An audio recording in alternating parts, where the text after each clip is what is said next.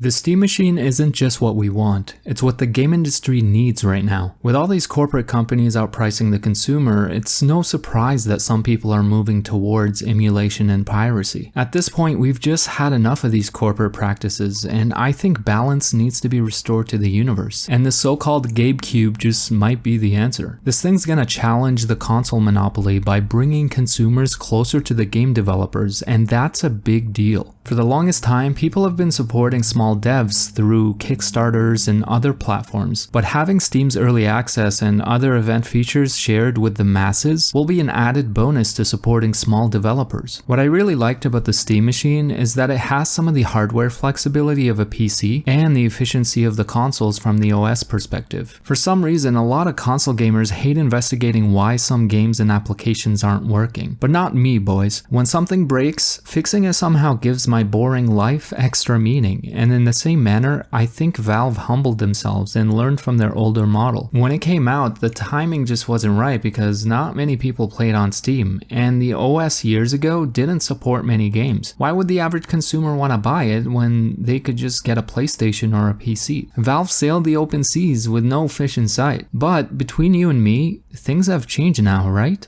Now more than ever, people are looking for more options and better priced hardware while having a great gaming experience in their living room. We're getting to the point where the average machine is already good enough, and this should tell you one thing. It wasn't about the console most of the time, it was always about the games we played. And this is where I think the Steam Machine's gonna thrive. For some reason, some people are mad that it's not gonna outperform a PS5, and to me, that's just a ridiculous way of thinking considering the size of the cube. What they really should focus on is what we're getting on Steam and the kinds of opportunities it'll bring. What I came to understand about people is there are ones that hyper focus on hardware performance and price, ones that are deeply into the quality of games, and ones that don't give a crap about the details and are just in it for the fun. With all that said, I think the Steam Machine's probably gonna be the most consumer-friendly product out there, and you know what? I'm all for it. When I was coming up with ideas for this video, I told my fiance about Valve's Steam Machine just to, get a fresh perspective. And I kid you not, guys, she literally thought I was talking about some HVAC pipes I used at work. And yeah, we had a good laugh, but it did raise an important question.